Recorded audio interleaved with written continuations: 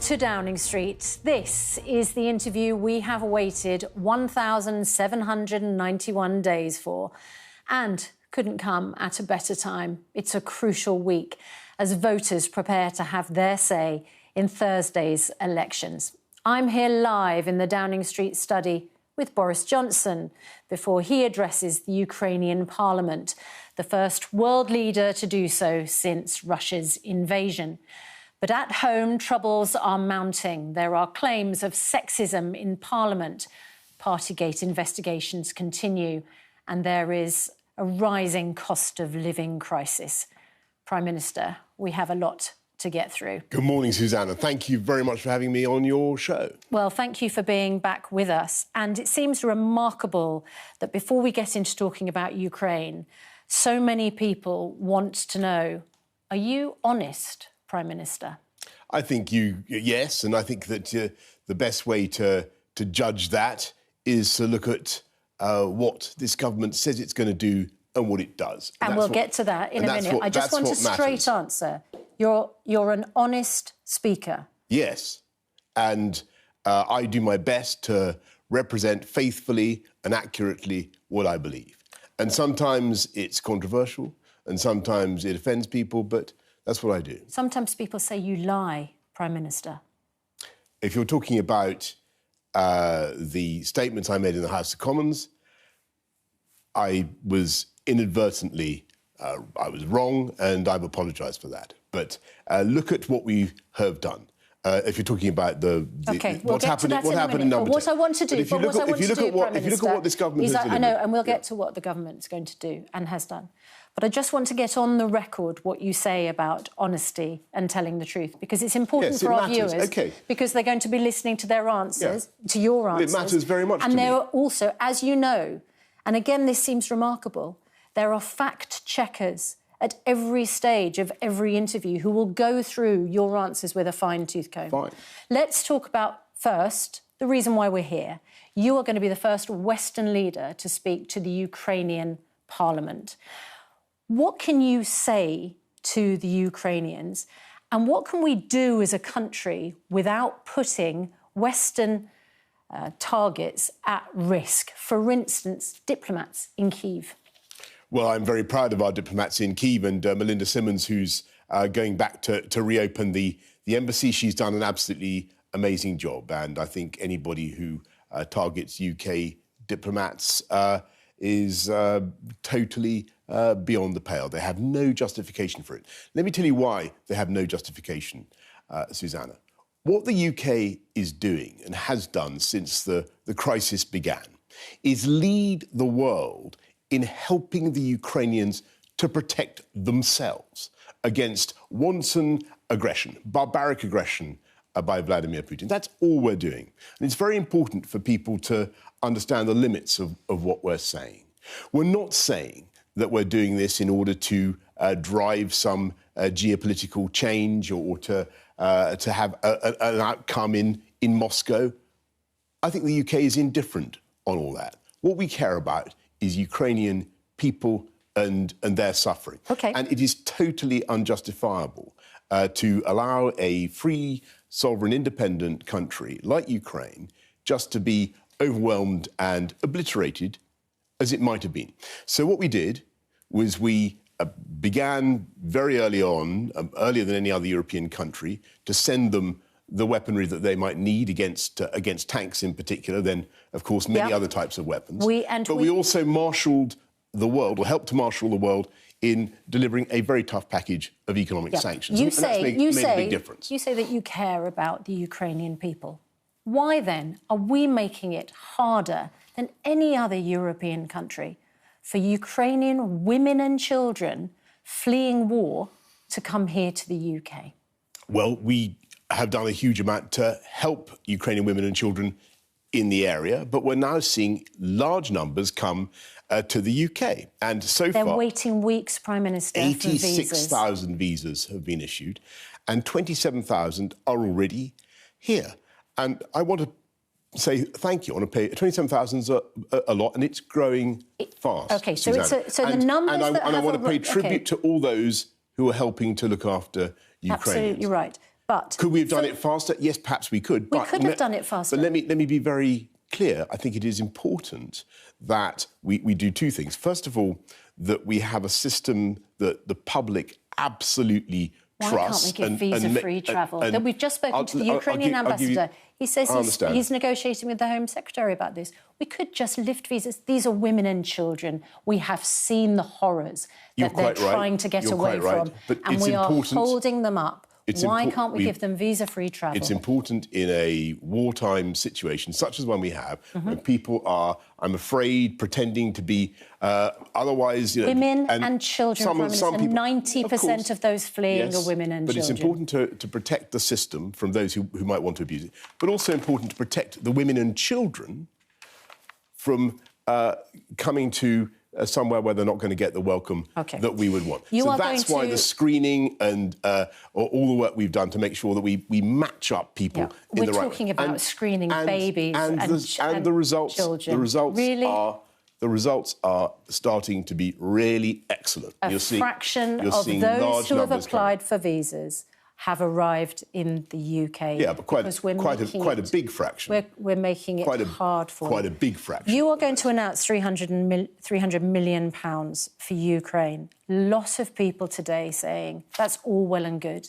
How do we find that amount of money for Ukraine when we have a cost of living crisis right here? I think it's our duty, even in very tough times, to make sure that we look after the Ukrainian people as best as we can. What we've done is not only put our money where our mouth is, supported the Ukrainians with a very tough package of economic sanctions, a military support.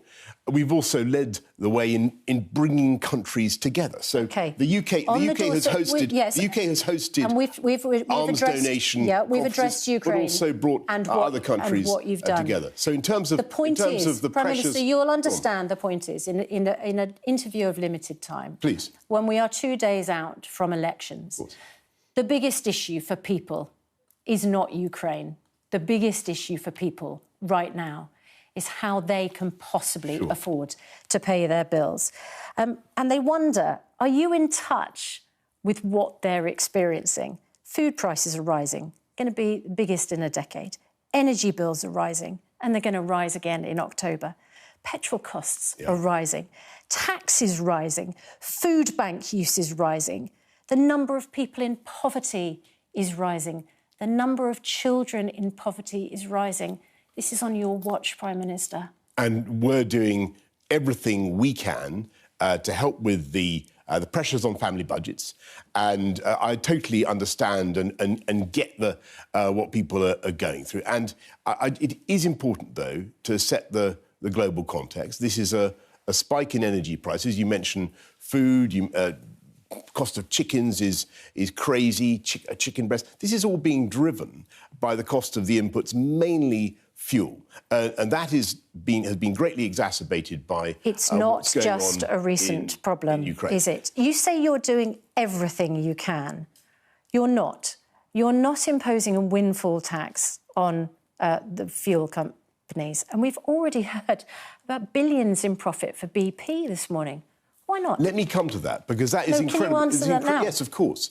It's incredibly important that we focus on one of the biggest issues that we have.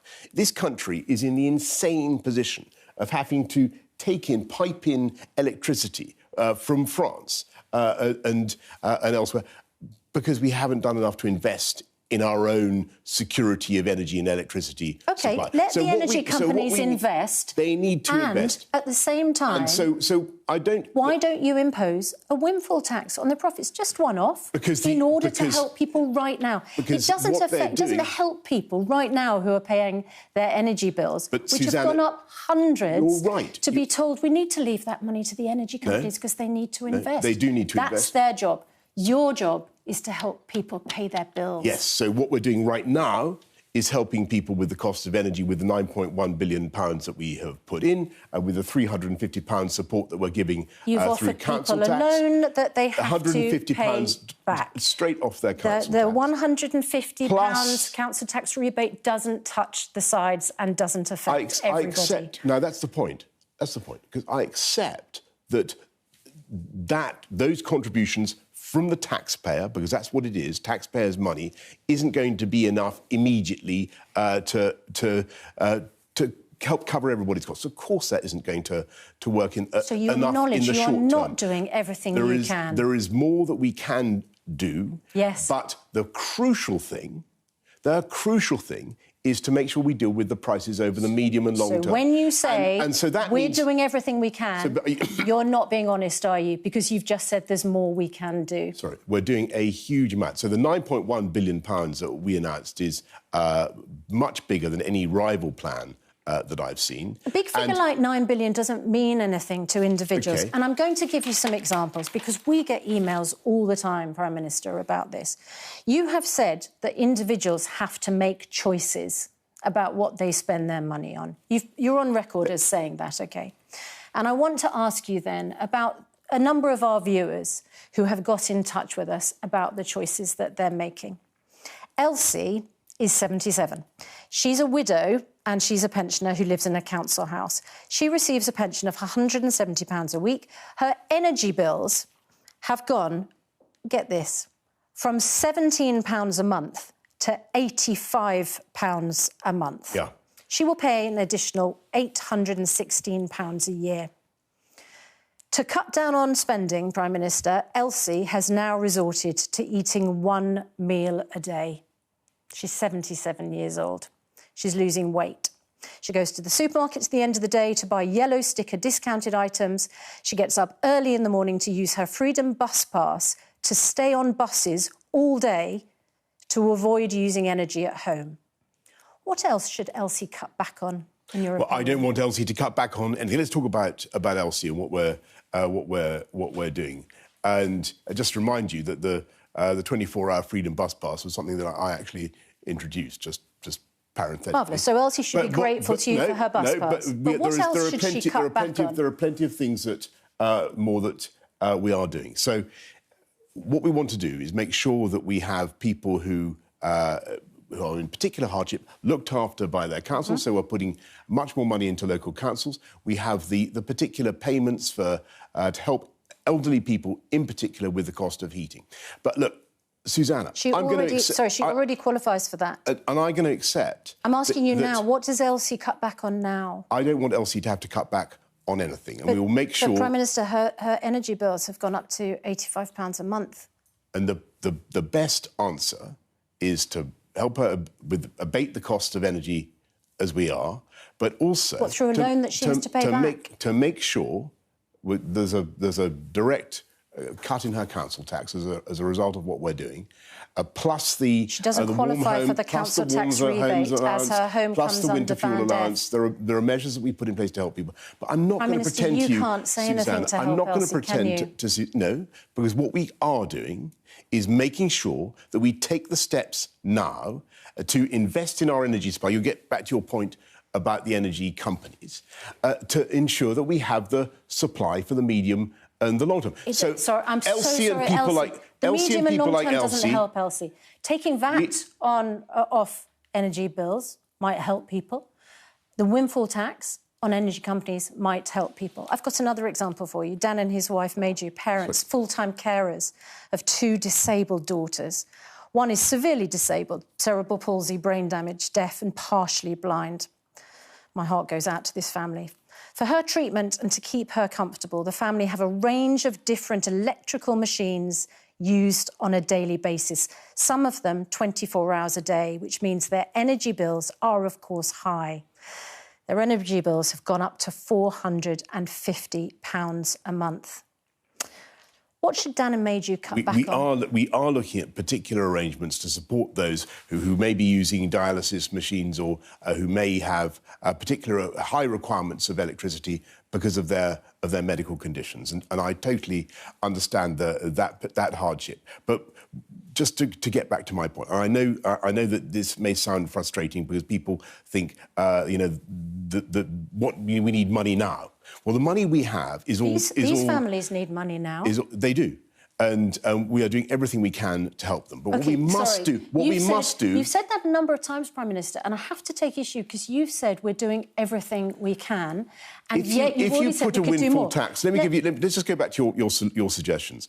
If you put a a windfall tax on the energy companies, what that means is that you discourage them from making the investments that we want to see that will, in the end, keep energy prices lower for everybody. This is going to be something that we have to fix. Energy companies are raking in billions at this moment. They are also investing. Is facing £800 a year extra in her bills. Dan and Maydew are on a carer's allowance. Do you know how much the carer's allowance went up per week back in April? I can imagine. Do you know I can't give you the figure, but I can imagine that it was not enough in the short term to cope with the costs. Their carer's allowance is £69.70 a week. It went up by just over £2 a week. You're not doing enough for people. Can I just explain the problem that we face? We have a short-term hit caused by the spike in energy prices across the world.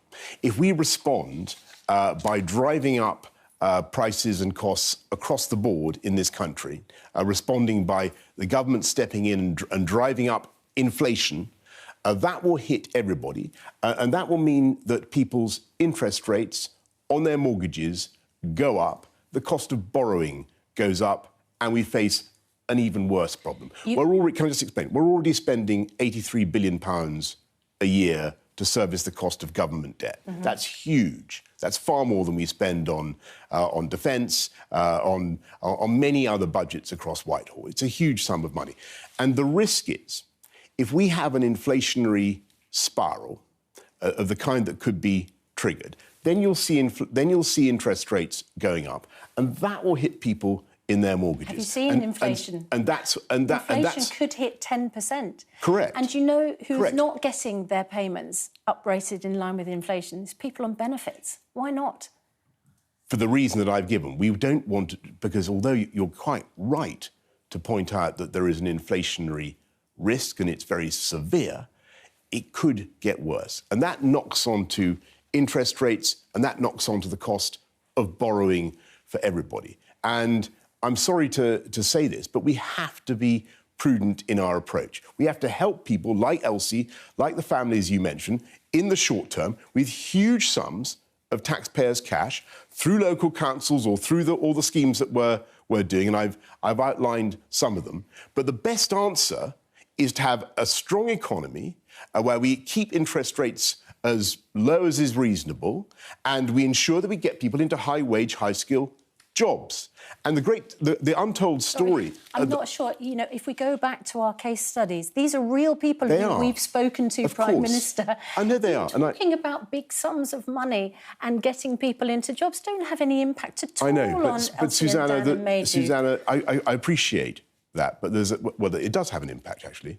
The impact is that the more people you have in high-wage, high-skilled jobs, the stronger your economy, the greater the revenues that we have to support people like Elsie and the other families that you mentioned. Okay. And that is what we are achieving. And it's because of the steps this government took during the pandemic to get us out of the pandemic in a strong way, with the fastest economic growth in the G7. We've heard you say this before, but... Well, you've just told me I haven't been on your programme for 5 years. You can't have heard... No, but I do listen and watch all your other interviews. Let me just make the point. No, I want to... Having a high-wage, high-skill economy, having youth unemployment at or near record lows, which is very different from the economic crises I remember in my youth.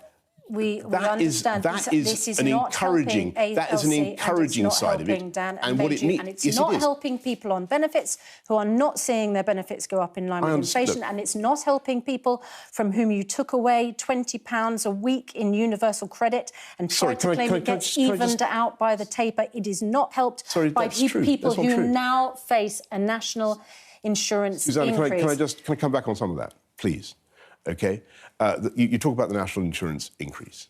Actually, what's happened is that we've put in the biggest cut in national insurance for 10 years at least. For 70%, national insurance for will 70%, go up by 1.25 for 70% of payers, okay. for 70% of payers, they will receive a tax cut because we've increased the threshold. Okay. Somebody national insurance on average £27,000 a year faces an increase in their tax of £200. We can all pick our figures, Prime Minister. I want to move 70% of on. people who pay NI.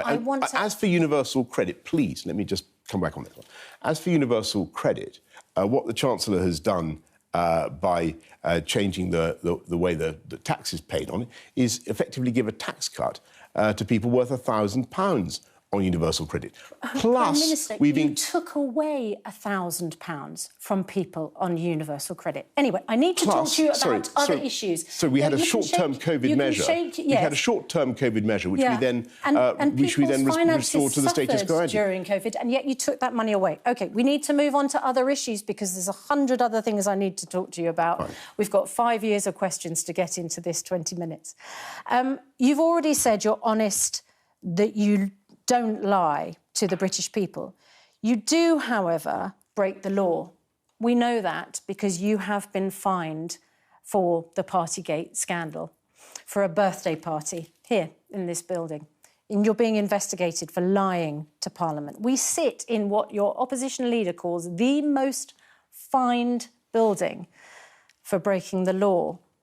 Why did people who made the laws that the rest of us stuck to scrupulously not keep to them? I think you know what I'm going to say on this, Susanna, and I've apologised for the things that we got wrong during the pandemic, and I repeat those apologies.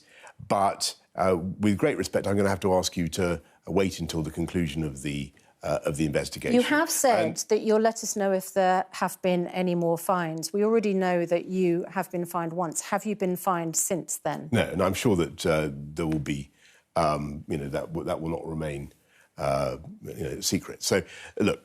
Do you expect to be fined again? I have no idea. I have no idea, and I will make sure that as soon as I'm able to say something on the conclusion of the investigation, that you have a lot more from me about this. But overall, I have to say, you talk about us in this building and what we got up to. And I'm very proud of the things that we did and the steps that we took. And Matt Hancock resigned for breaking guidance. It was from this building. Allegra Stratton resigned simply for doing a mock press conference about what happened. Your Justice Minister, Lord Wolfson, resigned because of the law breaches. How are you still in position? Because I'm getting on with the job that I was elected to do, discharging the mandate that I was given. And I'm proud of what we're doing. And you asked at the very beginning, can people rely on me? And can they rely on what I say about what I'm going to do? Well, just as I say, look at the record. We said we would get Brexit done, and we did. We said we'd put 20,000 more police officers on the street. We've got about 13,500 now. We said we'd get 50,000 more nurses. And in spite of all the economic difficulties, we're on target to get 50,000 more nurses. And when it comes to the elections on Thursday, which you mentioned earlier on, Susanna, I would just respectfully remind you that when it comes to delivering better value for services, a lower council tax, for more potholes filled in and bins collected more quickly, you should vote for Conservative councillors on Thursday. Can I just point out that it was under a Conservative government that we lost police officers and nurses. And it's under this government that the numbers are going up. It's the same government. And neighbourhood crime. You made massive cuts. Sorry, you're just beginning to fill the gaps. I was Mayor of London, and we've got crime down by 20%. We've now got neighbourhood crime down since I was elected by 33%. To take up all the issues that you have brought up in this interview. Thank you very much indeed.